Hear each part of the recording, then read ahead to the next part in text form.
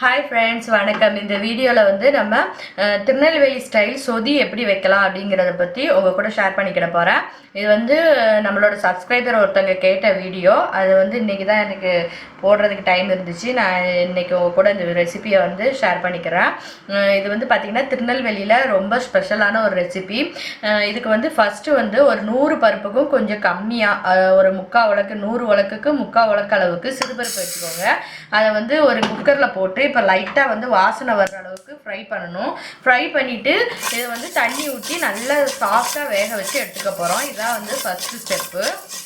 இப்போ வந்து நல்லா வாசனை வந்துடுச்சு. இப்போ இதுக்கு தேவையான அளவு தண்ணியை விட்டு நம்ம கொஞ்சம் நல்லா மசிய வேக வச்சு எடுத்துக்க போகிறோம்.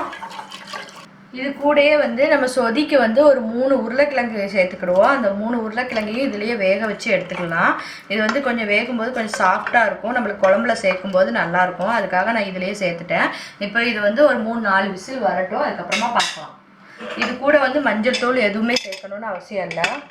அடுத்து பார்த்திங்கன்னா நம்ம ஒரு ஆளுக்கு இப்போ ஒரு ஆளுக்கு 1/2 முறி தேங்காய் அப்படின்னு கணக்கெடுத்து நான் இப்போ வந்து இங்கே 4 பேர்த்துக்கு வைக்கிறேன். அதனால் நான் ஒரு 2 முழு தேங்காவை இதை மாதிரி மிக்சியில் எடுத்து வச்சுருக்கேன். இது வந்து முதல் பால் எடுத்து திக்காக வச்சுக்கணும். அதுக்கப்புறம் இருக்கிற சக்கையில் திருப்பி ஒரு ட்ரிப் தண்ணி விட்டு கொஞ்சம் தண்ணியாக வந்து இன்னொரு பால் எடுத்து வச்சுக்கணும். இதை எடுத்துகிட்டு நான் இப்போ உங்கள்கிட்ட காமிக்கிறேன்.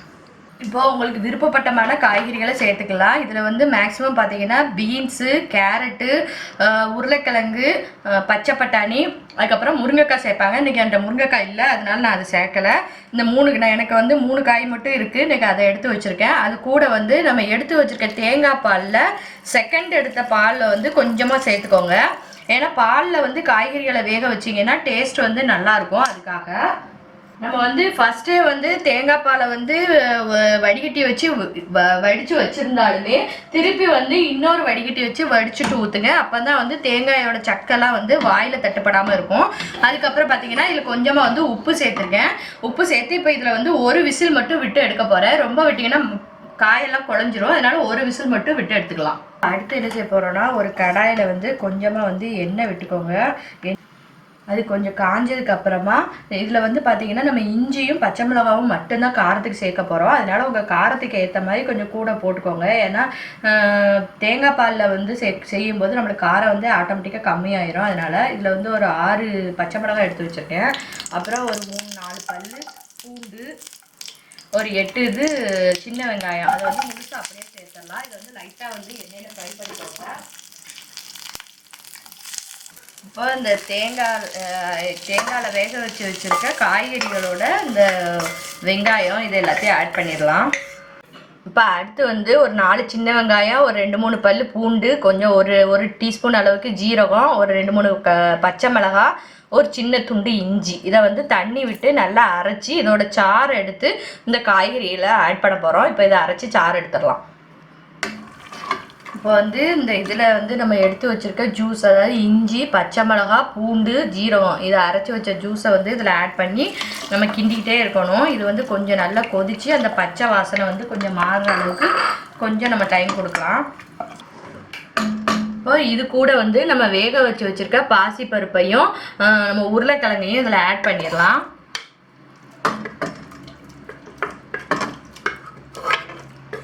உருளைக்கிழங்கு வந்து வெந்த உருளைக்கிழங்கு சின்ன சின்ன பீஸாக கட் பண்ணி வச்சுருக்கேன்.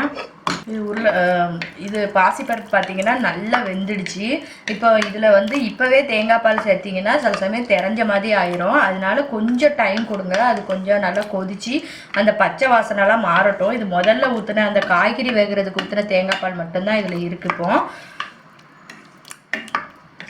இதில் வந்து இப்போ உப்பெல்லாம் கரெக்டாக இருக்கான்னு பார்த்துட்டு சேர்த்துக்கோங்க. இது வந்து பருப்பெல்லாம் சேர்த்தாச்சுன்னா வந்து ரொம்ப திக்காயிரும். அதனால் கொஞ்சம் கை விடாமல் பிடிச்சிடாமல் பார்த்துக்கோங்க. இப்போ வந்து நல்லா கொதிச்சிருச்சு. அந்த பச்சை வாசனை எல்லாமே மாறிடுச்சு.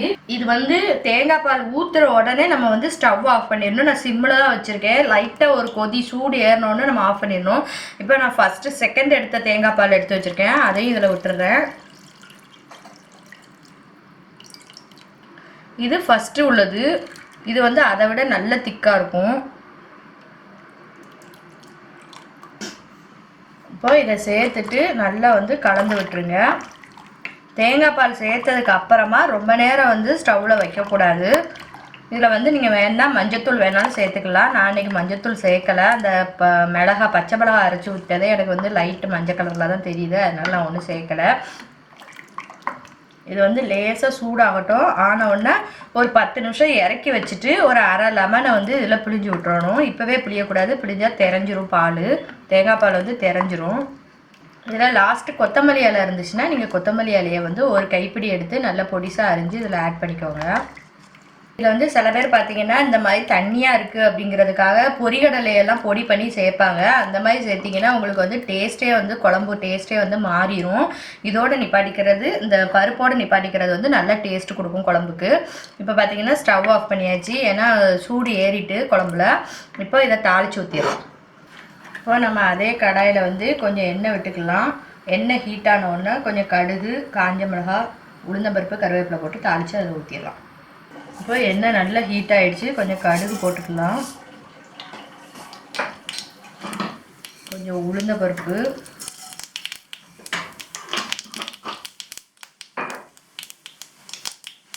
கொஞ்சம் ஒரு கைப்பிடி அளவு கருவேப்பிலை, காஞ்ச மிளகாய். அடுத்து உங்கள்கிட்ட வந்து வெங்காயம் வடகம் இருந்துச்சுன்னா அதை வந்து கொஞ்சமாக பிச்சு இதில் ஆட் பண்ணிக்கோங்க. நல்லா வாசனையாக இருக்கும் குழம்பு.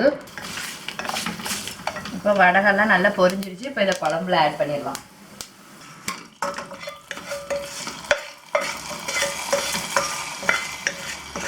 பார்த்தீங்கன்னா சூப்பரான சொதி குழம்பு வந்து ரெடி ஆகிடுச்சு. நீங்களும் வந்து உங்கள் வீட்டில் ட்ரை பண்ணி பாருங்கள். இது பார்த்தீங்கன்னா இடியாப்பம், ஆப்பம், ரைஸ் எல்லாத்துக்குமே வந்து சூப்பராக இருக்கும். நீங்கள் உங்கள் வீட்டில் ட்ரை பண்ணி பார்த்துட்டு எப்படி இருக்குன்னு எனக்கு கமெண்ட்ஸில் சொல்லுங்கள். ஓகே ஃப்ரெண்ட்ஸ், நெக்ஸ்ட் வீடியோவில் பார்க்கலாம். பாய்.